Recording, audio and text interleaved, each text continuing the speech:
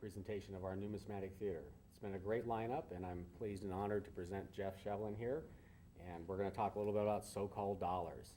Jeff. Thank you. Thank you very much. You're welcome. My name is Jeff Shevlin. I'm from California, and I've been collecting so-called dollars for many years. And I put together a presentation here today on the 1894 California Midwinter Exposition. So-called dollars are medals approximately the size of a silver dollar, and they're struck to commemorate some type of historical event. And basically they fall into two major categories. Those medals associated with some type of fair or exposition, such as the Columbian Exposition or the Lewis and Clark Exposition, or in this case, the California Midwinter Exposition. And the other half are just commemorating some other historical event that's not necessarily closely related to some type of a fair or exposition. And some fairs and expositions have maybe a handful, few pieces that were struck. Some, as the Columbian, have over 100. The California Midwinter Exposition has about between 20 and 30 so-called dollars that were struck either at that fair and sold as souvenirs there, or during that period of time and sold as souvenirs as well. So I have some handouts. Let me go ahead and pass these out. And you're welcome.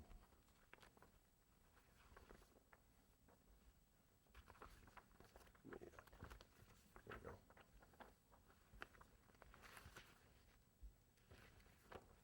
Thank you. You're welcome. There you go. Thank you. And I apologize. Oh, yes. I apologize for a little delay we're going to have. Hopefully we'll get a laptop. I was requested to bring my laptop, and I didn't. In the past, the ANA has provided them. So they're checking to see if they can get one and have a PowerPoint slide to go. But I'll go ahead and get started until that shows up. And if it does, then we can kind of catch up on the slides. But the purpose of the fair, as in most fairs and expositions, the purpose of this fair was really to promote San Francisco and the state of California. A lot of the fairs that occurred were trying to get people to come to that area or that territory or to kind of develop. And that was the part of the reason, the logic for the California Midwinter Exposition. And also, the person who really started it was Michael DeYoung. Michael DeYoung was the publisher of the San Francisco Chronicle. He is also vice president of the Columbian Exposition, which was held in Chicago 2 years prior, in 1892 and 1893.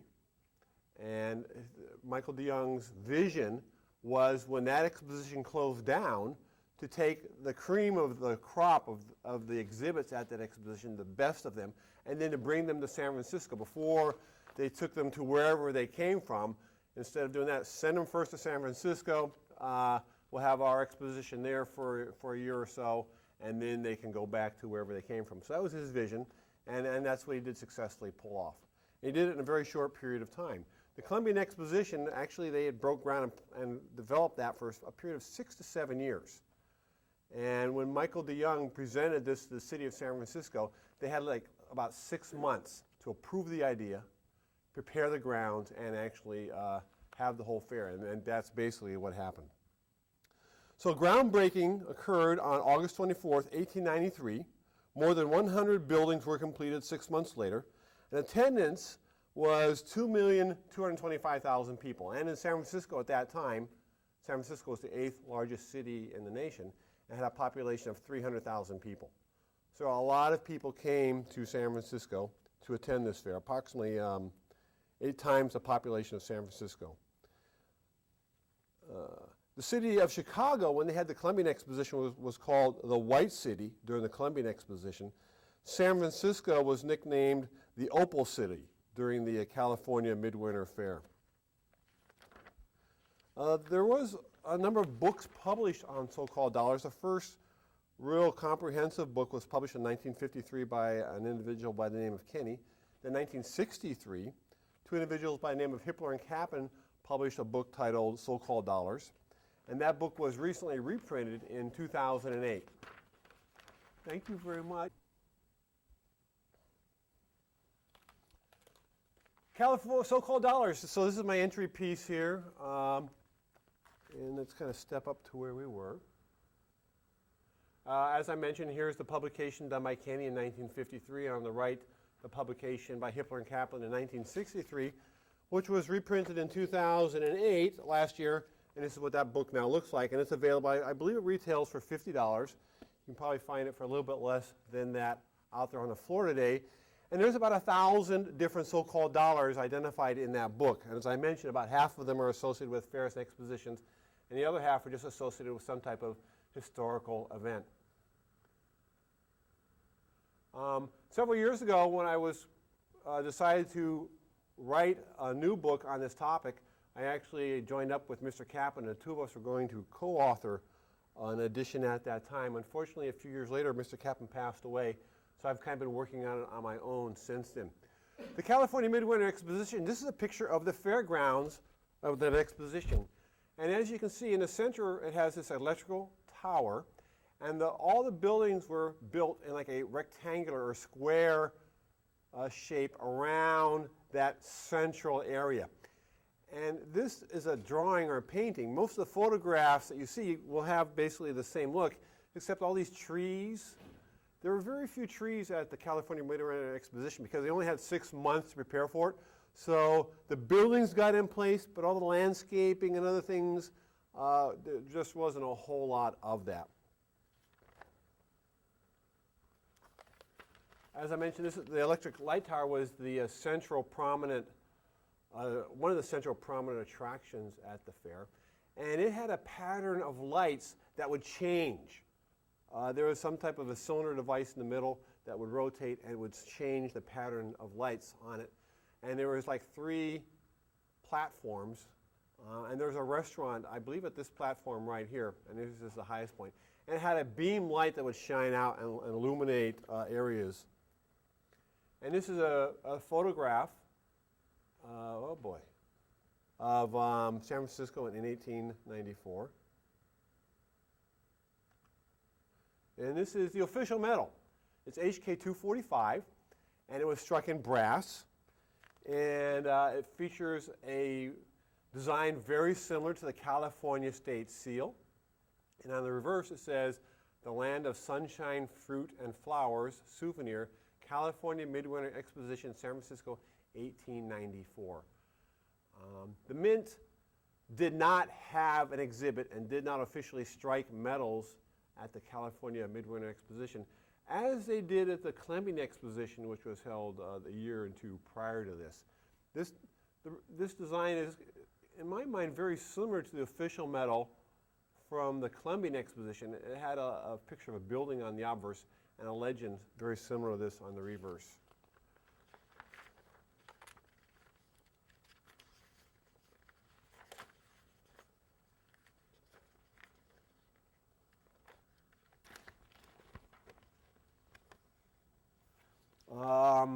Let's see here.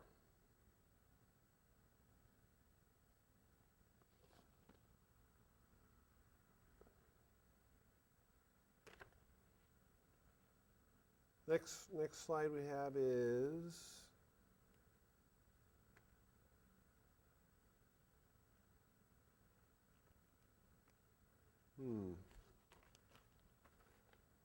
just a minute, let me see, I have a little problem here.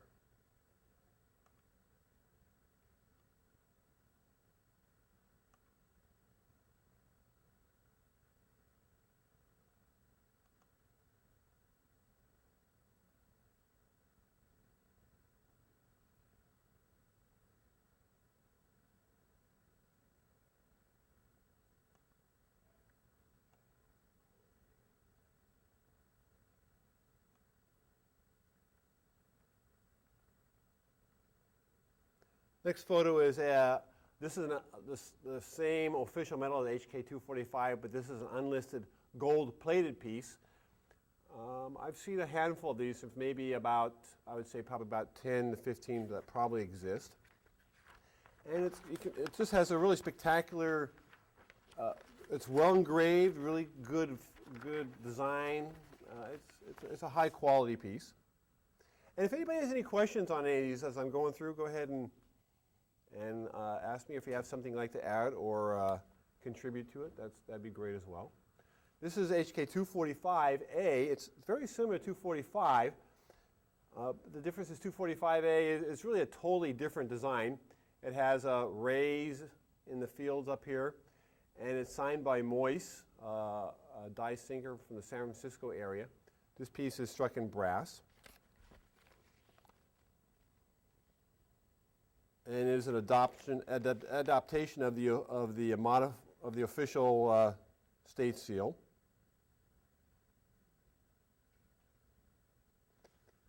There are some differences also that's kind of interesting. Like here, the bear kind of looks like a dog standing here. On this one, you can see the bear is a large sleeping bear. So it's just, there's a lot of other totally different dies, but just very similar. And there's also it also comes in copper, which is not identified in the Hibbeler and Kaplan book. And here's a picture of the fairgrounds, the electric tower.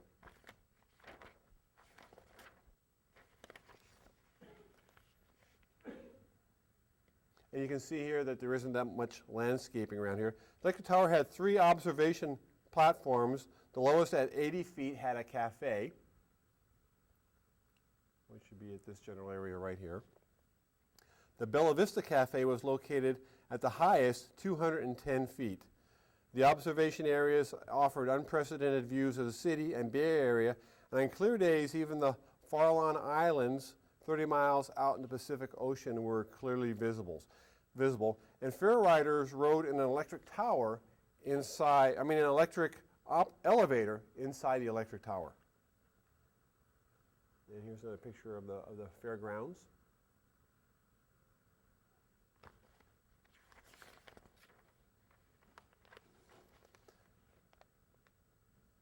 This is a view looking from the southwest. The light that I mentioned at the top of the tower was reported to be one of the most powerful lights in existence at that time. And behind the scene, in the far distance to the right, over here, is a Strawberry Hill, on top of which stood an astronomical observatory, which was later destroyed by the earthquake of 1906. And being one of the central themes or high points of the exposition, there are a number of so-called dollars, medals, struck at the California Midwinter Exposition with the electric tower on them. And you can see there's some very significant differences. Here's what the tower actually looked like. And the tower actually was very similar to the Eiffel Tower, which was built in Paris not too many years before this. I think about 10 years before that or so. When was the... Yeah, it was for the terror. They had an exposition in Paris, France, about maybe 5 to 10 years before this, and that was the main attraction at that place.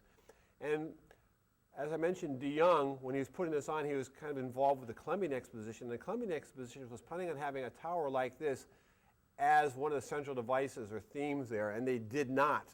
So as a result, de Young decided to adopt that. And the earlier literature and documentation produced for the California Midwinter Exposition was based on concepts and ideas. And this was the original concept, to have a tower that looked like this. And this is before it kind of evolved into what it actually looked like. And these medals were more than likely produced later on in that time, and they more accurately depict what the tower and the grounds look like. Conceptually here, all the buildings and the whole layout and the design the Fair Exposition did not look at all like that. They're just randomly spaced here, maybe some initial conceptual plan on how it was going to be laid out. It later evolved into this. So some of the early literature and documentation produced has electrical tower similar to this, but then later it evolved into that. And here's HK 246, which has the administration building on the obverse and the electric tower on the reverse. This is struck in aluminum. And here's a picture of the administration building. It housed the offices of the exposition's department chiefs. Many visitors regarded this as the Midwinter Fair's most visually stunning structure. It had a central square structure with the domed hexagonal pavilions at each corner. It was pink. gold, cream, and white, and richly adorned. It was an example of Victorian wedding cake architecture that set the tone for the entire exposition. And the administration building is depicted on 3 different so-called dollars: HK 246, 258, and 267. And there are many attractions at all these fairs and expositions.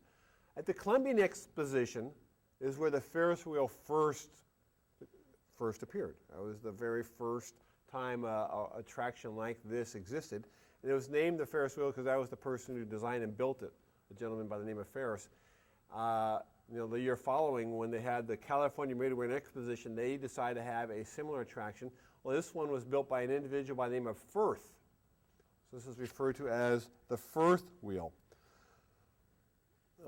Fair rides drew the crowds to these expositions, and those the thrill rides included things such as the Firth wheel, Dante's Inferno, the Haunted Swing, and a few other things we'll be talking about in a few minutes. Local people made fun of this, saying it's not the Firth wheel, it's the second wheel. This was much smaller. It's about a fourth of the size of the Columbian Exposition Ferris wheel, so this was much smaller. But it was placed on a hill at the exposition to make it appear a little bit higher than it actually was. At this exposition, as with most of the exposition, all the buildings and structures that were built were really temporary in nature. They built them very quickly. They had like a false facades on them, and most of them were torn down shortly afterward. It wasn't unusual, perhaps, to have a few permanent structures because some of the exhibits were very expensive, and they couldn't put those in temporary buildings. So for insurance purposes, they'd normally build a couple of permanent structures to put the more valuable or insured exhibits in. Most of the other buildings, like the 100 or so that were built here, were torn down shortly after the exposition.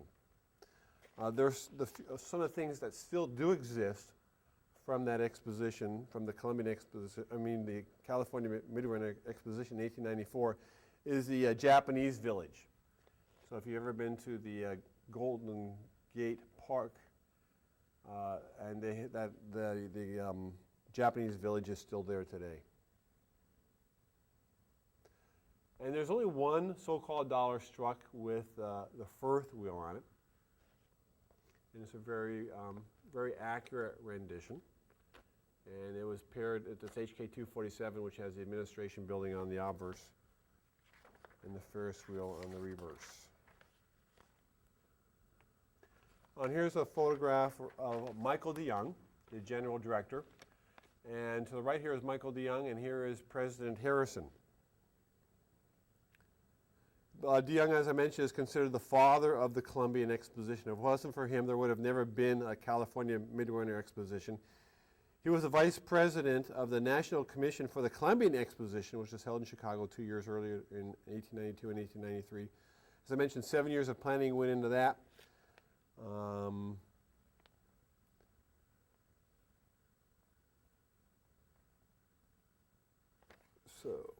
And there is a medal struck with DeYoung on it, and this is it's HK 248, has DeYoung on the obverse, and the reverse has another variation of the California State Seal, and this piece comes struck in aluminum.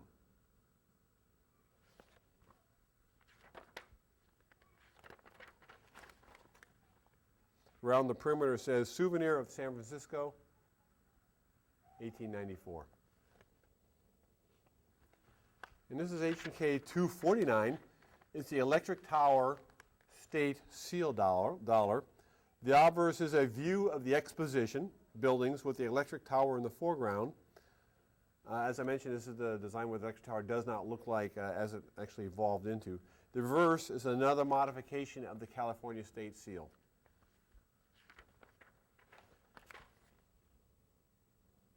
This piece normally comes whole. I'd say probably about 80 to 90% of the pieces I've seen come with a small hole here as made. Occasionally you do find pieces that aren't holed. This is H&K 250. This is the Exposition View Golden Gate dollar. The obverse has a view of the Exposition, and the reverse has a view of the Golden Gate, right here. And you notice there is no bridge, because this is before the Golden Gate Bridge was built. But the mouth there was referred to as the Golden Gate. On the left bank to the entrance of San Francisco Bay is Fort Point, right here. And that was built by the Army Corps of Engineers to defend the bay.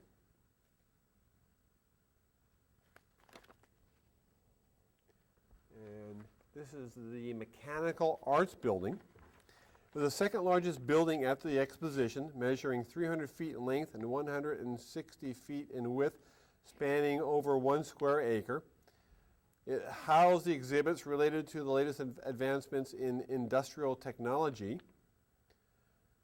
There were dynamos, creating alternate current Edisons, direct current alternators, steam cars, the presses, the metals were struck, the souvenirs, the so-called dollars, some of which we've looked at, were struck on presses inside this exhibit, or inside this building. It was designed with an India style. The general color tone was old ivory. And on the roofs of the kiosks, these were finished with, were gold plated. And there are 3 different metals, so-called dollars, struck with the Mechanical Arts Building on them. Or 2 of them.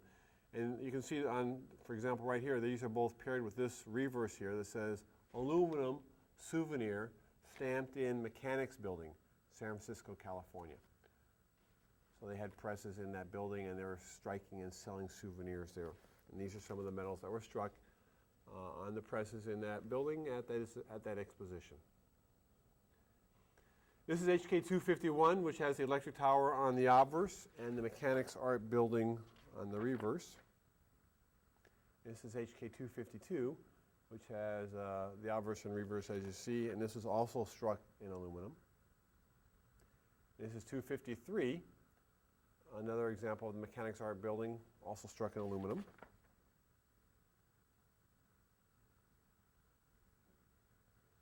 And this is HK 254. This is a larger piece. It's also struck in aluminum. It has a layout of the fairgrounds.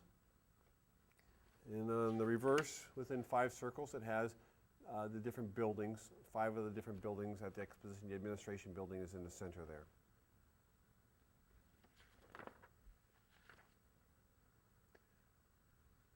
And this is HK 255. Which has the same obverse as we saw on the previous one, but a different reverse here. And this reverse is talking about the city of San Francisco. And it talks about the size and all the different things that are going on in San Francisco. And it's incredible to think about all of this information stamped on that piece. And it's really very legible, very easy to read. This HK 256. The obverse features another rendition of the California State Seal, a different rendition, but you can see the bear here in the shield, the bay in the background, some miners doing a little mining, a little ship in the bay. What's interesting here is her leg is exposed on this one. That's kind of different. And here's HK 257, another variety of one of the so-called dollars struck at that exposition. You can see it has a similar but different obverse, and it has that same reverse we saw a minute ago, talking about the statistical information about the city of San Francisco. 14 daily newspapers and over 50 other weekly and monthly publications. And this is HK 258. Has the administration building on the obverse. And the reverse is talking about aluminum, which is a fairly new metal and very popular at this time.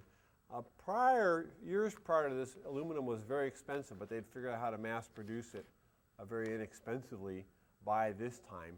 It is a very popular metal to strike for these souvenirs. The lightest metal in the world. This is HK 259. This is actually the bird's eye view metal, new metal dollar. Yeah, bear's eye view. That's what it probably should be called. It's a bear. There's a ledge here with a bear standing on it. It has a view of the fair. You can see the buildings in a squarish structure with the electric tower in the center there. And this piece is struck in aluminum, but there's also not listed in the book a few that were struck in a white metal that were bronzed. I'm aware of about 5 examples of those. This is HK 260, which is same obverse as we've seen before and the same reverse as we've seen before, but not paired in this combination. This is HK 261, which has another yet different, unique variation of the California state seal on the obverse. And it has another variation of the electric tower on the reverse. And out of the 20 to 30 medals struck at the California Midwinter Exposition, there's a handful of them, I believe about 4 or so, that were believed to have been early conceptual medals. They may have perhaps been struck in Chicago to start promoting the Fair and Exposition. This is, I believe, one of them, as was the DeYoung dollar and a few others. And they often have this look where this wider area around the outside. They all pretty much have a consistent look like that. And the next pieces, HK 262 through 267, are called Lauer pieces. They're all designed by an individual by the name of Lauer. And they also were sold, or they were distributed in this aluminum tin. It says First Premium Aluminum Metals, Midwinter Fair 6 views. So there's 6 different metals. They were stuck in this aluminum tin and sold that way. And the metals are all fairly rare, but the aluminum tin is much, much rarer than the metals. This is the first of those 6. It's HK 262, the Lauer Exhibition Palace Midwinter International Exposition dollar. And all 6 of these have the same obverse, which is another variation of the California state seal. And the reverse, they all have unique reverses. This particular reverse has yet another view of the exposition grounds, but as you can tell, it's really not what the exposition grounds actually ended up looking like. It has a tower here, which it did have a tower, but quite different.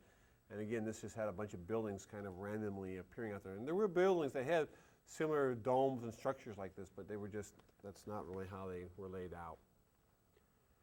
And this is the Fine Arts Building. The Fine Arts Building was designed to resemble something from Egypt and the pharaohs. It was the smallest of the major exposition buildings. It cost $75,000 to construct. It was 120 feet long and 60 feet wide. The collection it was meant to house quickly outgrew the size of the building, so they kind of added on to it a couple of times. It was the only building intended to be permanent. And they actually had some life-size element heads that were originally intended to be attached or built onto this building, but they were used on a different structure instead. And this is the Fine Arts Building as depicted on the reverse of HK 263 done by Lauer.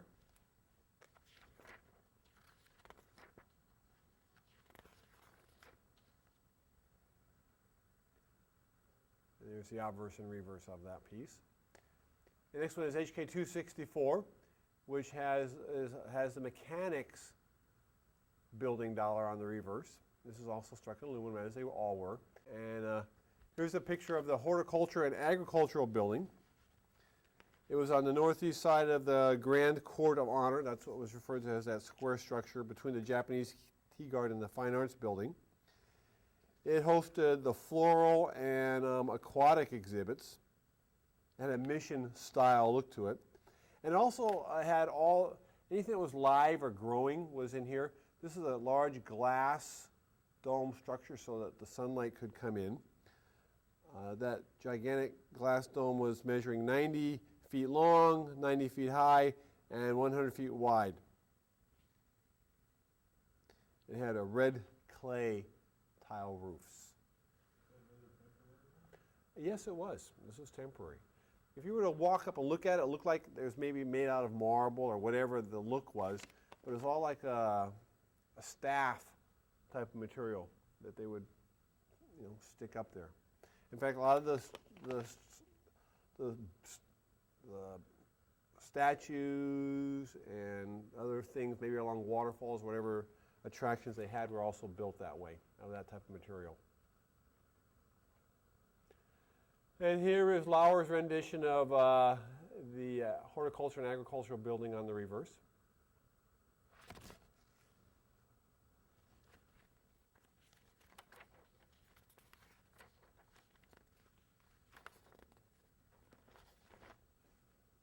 This is a picture of the manufacturer's building.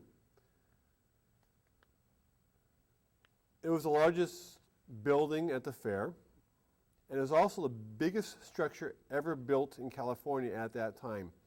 People were impressed with the roof, which was 92 feet above their heads when they entered it, and it had a span of 158 feet. The walls contained 14,000 square feet of glass. A Moorish building with a California mission influence, 100,000 square foot, and they actually grew several additions on that, a 30,000 square foot addition, and later another 47,000 square foot addition was added to it.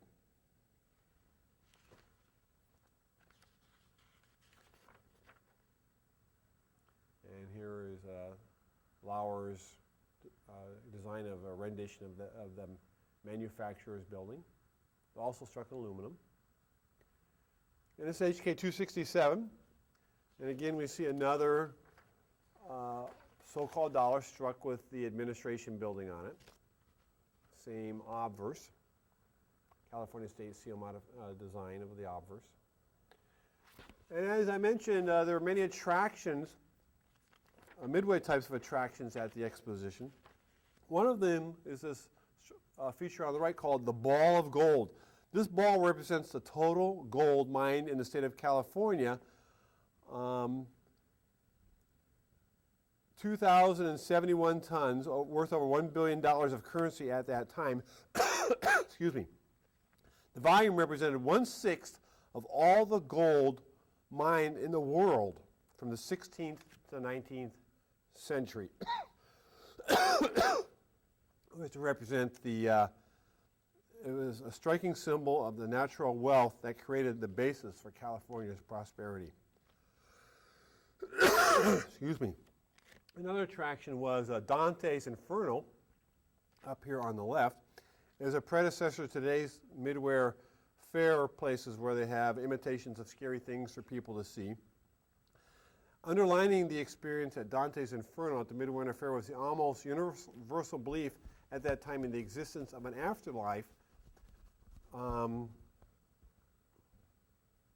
that was, in other words, if you led a bad life, this is kind of like what you might expect to see for the rest of whatever, for the rest of eternity.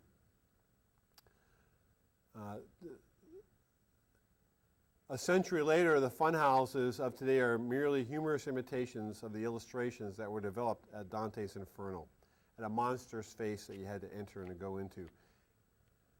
Another attraction or another thing at this exposition was the Gum Girls, and they were walking around the fair. They'd sing songs. They were selling gum to people. Their outfits, by some, were considered risque, and I just want to point out that they have a full-length skirt with a blazer, and this is actually a shirt that goes all the way up to their neck with a collar, and they're wearing a tie. but some people complain about their costumes being too risque. Another attraction where they had lions, tigers, and bears and other wild animals as attractions at this exposition, and most of the other expositions. One of the major attractions was a lion, and the lion grew large crowds because it killed a lion tamer during the first month of the fair. But the lion was too valuable to be destroyed, so it was back working at the fair the very next day. And his popularity among sightseers increased 100-fold, according to the San Francisco Examiner. Another attraction was the haunted swing, and in here, people would sit in this swing, and it would appear that the swing swung in a circle and went upside down, but what really happened was the room rotated, and people just sat stationary on the swing.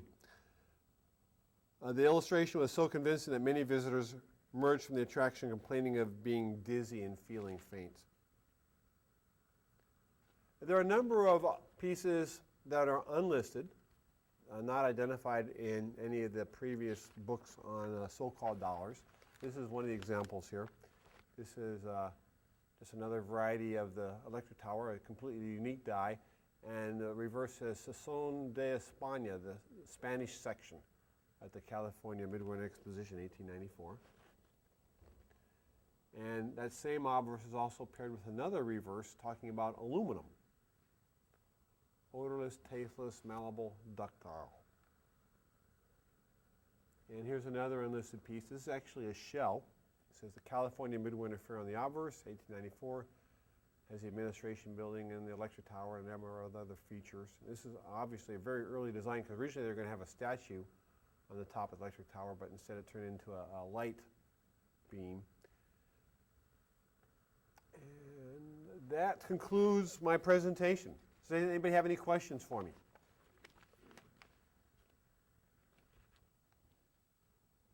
No questions. Is there anything anybody would like to add? There's more so-called dollars for it? Yeah, there are a number more. Some of them I probably should have mentioned, but I forgot to mention. Some of them are known in, well, basically almost all of them were struck in aluminum, with the exception of the official medals that were struck in brass, HK 245 and 245A. And I did mention that some of those pieces are found gold-plated, silver-plated, and in copper. And there's another piece, HK 250, that we already saw that was struck in aluminum. That piece also there's about, actually I'm aware of 3 pieces. It comes in a gilt. It's actually a gold gilted type piece. So there's a few other, and I mentioned the one with the bear that comes in aluminum, but it's also found in a bronze. So besides the 4 or 5 that I showed at the end, out of the 20 or so that are identified in the book, there's a few of them, perhaps 3 or 4, that do come in different varieties as well. So the book identifies maybe about 20, 22 pieces, and there's another 5 to 10 pieces. So you're looking at between 20 and 30 pieces in total. Most of those other pieces are quite rare. Maybe, like the bronze piece, I'm aware of 5. That gilded piece, I'm aware of 3. The gold-plated piece, this variety right here, I'm aware of probably about between 10 and 20 of those, a dozen to 20. Any other questions, Dan? So basically they're all fairly rare. Well, of these varieties, out of the other 20 or so that are in the book, the main ones and the aluminum ones, truthfully, none of those are particularly rare. Those are probably available in the hundreds. And all so-called dollars inherently, just because of the fact they are so-called dollars, are quite rare. It really doesn't, the concept of rarity in relationship to coins doesn't, most people don't really even understand that concept. Probably the most common so-called dollar is probably rarer than a 1909 SVDB penny, and it might sell for $20 or $30. Out of the 20 or so primary aluminum ones, you can probably pick up almost all of them for under $100 in like maybe an XF or AU grade. Some of them are almost $10 to $15. And there's a handful that'll be in a few $100s. So any other questions? Yes, sir? My question is about condition, rarity, or scarcity, because aluminum oxidizes. Right. It's not uncommon at all to have problems on some of the aluminum pieces with pestering or oxidation on them. You do find most of them do come fairly nice, but there are a few exceptions, like that DeYoung dollar that you saw. The piece I had up there was actually probably like a VF or XF type of a piece, had a lot of wear on it. That's one of the rarer pieces, and that's one, Dan, that would be hard to find. Maybe 3 or 4 others that fall in that category. But, and I don't think I've ever seen one that didn't have some type of a problem. Of the DeYoung dollars, some type of pestering or something on them. So, you know, out of the 20 or so, there's maybe 3 or 4 that are very seldom found in a really a nice grade. But the majority of them you can find. You can find choice and gem pieces. It might take a while, but they're out there. I've seen a few of them on the floor today. I saw that Firth wheel. I saw a very nice choice BU piece that a dealer had on the floor today, and I think he was asking around $250 for it. And I can't imagine there's more than 30 or 40, maybe 50 pieces that exist. And in that condition, there's probably, you know, 5 to 10. I mean, there's just not that many. Any other questions?